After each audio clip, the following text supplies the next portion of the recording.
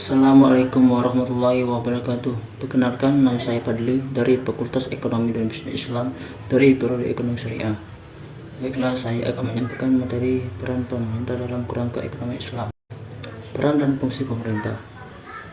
Pemerintah sebagai salah satu pelaku ekonomi atau rumah tangga pemerintah memiliki fungsi penting dalam perekonomian, yaitu berfungsi sebagai stabilisasi, alokasi, dan distribusi. Adapun penjelasannya sebagai berikut. Fungsi stabilisasi, yaitu fungsi pemerintah dalam menciptakan kestabilan ekonomi, sosial, politik, hukum, pertahanan, dan keamanan. Fungsi alokasi, yakni fungsi pemerintah sebagai penyedia barang dan jasa publik seperti pembangunan jalan raya, gedung sekolah, penyediaan fasilitas dan penerangan dan telepon. Fungsi distribusi, yakni fungsi pemerintah dalam pemerataan atau distribusi pendapatan masyarakat. Ruang lingkup peran pemerintah dalam kerangka ekonomi Islam. Secara ruang lingkup, peran pemerintah ini mencakup aspek yang luar, yaitu upaya mewujudkan tujuan ekonomi Islam secara keseluruhan dan upaya mewujudkan konsep pasar yang Islami. Tujuan ekonomi Islam adalah mencapai pola yang realisasi melalui optimalisasi maslahat. Oleh karena itu, tujuan peran pemerintah adalah menciptakan kemaslahatan bagi seluruh masyarakat. Tujuan dan prinsip dasar yang berkaitan dengan fungsi ekonomi pemerintah dalam Islam. KAF memaparkan bahwa ada beberapa prinsip dasar yang harus dilaksanakan oleh pemerintah dalam mengatur operasinya, yaitu 1. Komitmen terhadap ketentuan syariah. 2. Komitmen terhadap kebutuhan prioritas yang diberikan secara umum oleh syariah. 3. Keterkaitan yang kuat antara fungsi atau tujuan pemerintahan Islam dan kesediaan sumber daya. 4. Kepatuhan pada prinsip kebebasan ekonomi dan perlindungan properti pribadi. 5. Kepentingan umum memiliki prioritas di atas kepentingan pribadi. 6. Prinsip tanggung jawab sosial. Dan 7. Syura. Lanskap ekonomi dan keuangan syariah di Indonesia. 1. Bank Indonesia adalah Bank Sentral Republik Indonesia, didirikan pada tahun 1953 menggantikan Bank of Java. Tujuan utamanya adalah termaksud menjaga stabilitas moneter, memperkuat manajemen moneter, dan mengembangkan sistem perbankan yang stabil. Selain itu, bank ini berperan aktif dalam mendorong inklusi keuangan dan merupakan bagian dari aliansi untuk inklusi keuangan. 2. Otoritas Jasa Keuangan. Otoritas Jasa Keuangan atau OJK merupakan lembaga independen di Indonesia yang mempunyai fungsi pengaturan dan pengawasan. Didirikan pada tahun 2011, badan ini menggantikan badan mengatur sebelumnya dan bertanggung jawab untuk mengatur dan mengawasi seluruh sektor jasa keuangan, termasuk perbankan, pasar modal, asuransi, pensiun, dan aktivitas keuangan lainnya. Visi OJK adalah menjadi pengawas industri jasa keuangan yang terpercaya, melindungi kepentingan konsumen dan masyarakat, serta memajukan sektor ini sebagai pilar perekonomian nasional yang berdaya saing global. Hal ini bertujuan untuk menjamin kegiatan keuangan yang tertib, adil, transparan, dan akuntabel, sistem keuangan yang berkelanjutan dan stabil, serta perlindungan konsumen.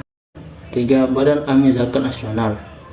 Badan Amil Zakat Nasional atau Basnas adalah lembaga zakat nasional di Indonesia. Ini memainkan peran penting dalam mengumpulkan dan mendistribusikan zakat kepada mereka yang membutuhkan. Kemitraan ini bertujuan untuk menjadikan zakat lebih mudah diakses dan berkontribusi terhadap pengentasan kemiskinan. Sejalan dengan target spesifik SDG terkait pengentasan kemiskinan dan pengurangan kesenjangan. Dewan Syariah Nasional. Dewan Syariah Nasional atau DSN adalah Dewan Syariah Nasional yang dibentuk oleh Majelis Ulama Indonesia atau MUI untuk menangani permasalahan perekonomian umat Islam. Ia mengeluarkan fatwa tentang keuangan Islam, mengawasi pelaksanaannya, dan mengawasi Dewan Pengawas Syariah atau DPS untuk memastikan praktik hukum Islam di lembaga keuangan. DSN MUI mengeluarkan 141 fatwa yang mencakup berbagai aspek hukum keuangan syariah dan berfungsi sebagai pusat pendidikan dan pelatihan calon Dewan Pengawas Syariah. Lembaga ini berfungsi pada pendidikan profesional, pelatihan, dan promosi fatwa tentang keuangan Islam. Dewan Wakaf Indonesia. Wakaf adalah tindakan memegang harta tertentu dan melestarikannya untuk kepentingan mayoritas Muslim, ajaran wakaf memiliki dua unsur utama, yaitu unsur spiritual dan material.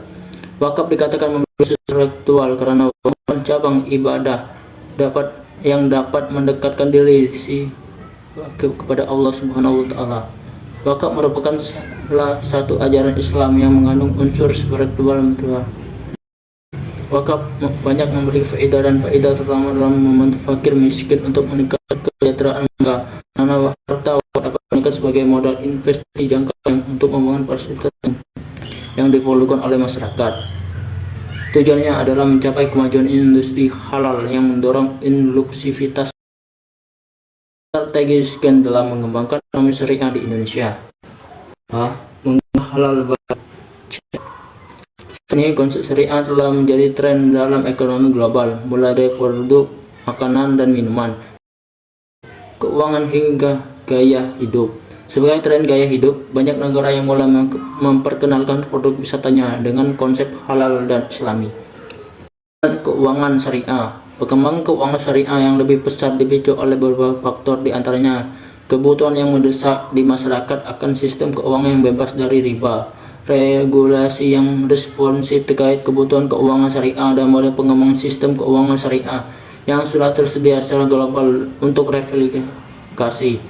Di sisi lain, yang menyebabkan sektor real tidak berkembang adalah persepsi dan realitas bahwa sebagian besar industri Indonesia secara substansi sudah memenuhi syarat halal.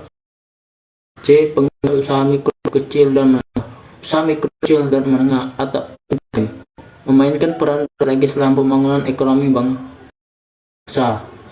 Selain dalam pertumbuhan ekonomi dan penyerapan tenaga kerja, usaha semacam ini juga berperan dalam mendistribusikan hasil pembangunan.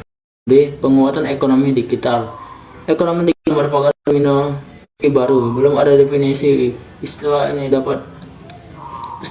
yang tepat dan disepakati, diadaptasi dari laporan Komite Percepatan Penyediaan Infrastruktur Prioritas atau KPIP 2018. Dua kata ini meliput aktivitas ekonomi yang menggunakan jaringan dan platform internet sebagai industri yang tidak dapat dilepaskan dari masyarakat.